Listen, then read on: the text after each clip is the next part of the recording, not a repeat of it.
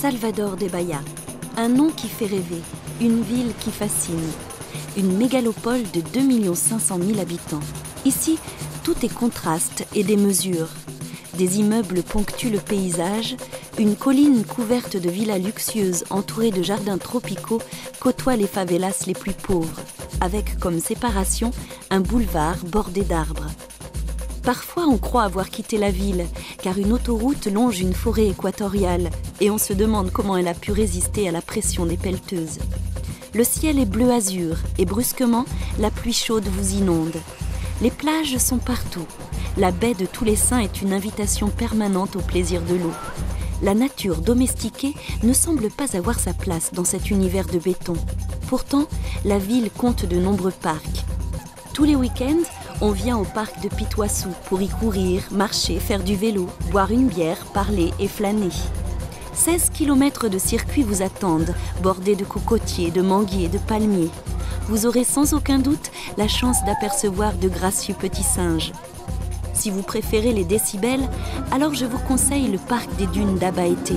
Un sable d'un blanc pur, de l'eau chaude pour le bain et tous les rythmes du Brésil.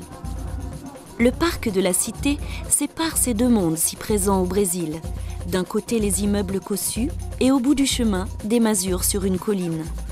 Le parc est comme un no man's land de calme et de sérénité. Toutes les populations s'y retrouvent sous l'œil vigilant des gardes municipaux. Autre surprise dans notre découverte de Salvador de Bahia, la population. Bahia a été le grand port d'importation des esclaves venant du continent africain. La population est donc essentiellement noire. Mais on croise dans les rues un camailleux de couleurs de peau allant du plus sombre au plus clair, sans oublier la peau cuivrée des premiers habitants du continent, les Indiens. On a le sentiment que tout ce monde vit en harmonie, le métissage semble naturel. Mais un peu d'histoire est nécessaire pour comprendre ce Brésil déroutant. Tout commence le 22 avril 1500, lorsque Pedro Álvares Cabral, en route pour les Indes, atteint par hasard le Brésil. En ce début du XVIe siècle, pour faire fortune, il faut faire le commerce des épices. Alors le Brésil ne semble guère intéressant. Un an plus tard, un autre navigateur aborde les côtes brésiliennes.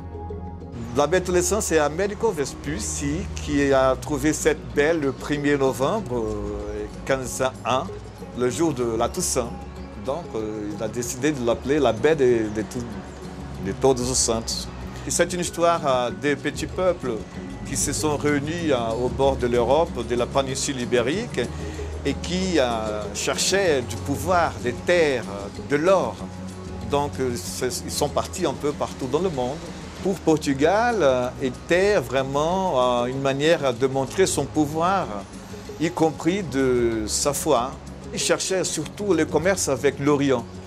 Donc ils n'ont pas donné au départ beaucoup d'importance. Et c'est à partir de l'importance que les autres ont donnée à la découverte portugaise que les Portugais ont décidé de s'installer vraiment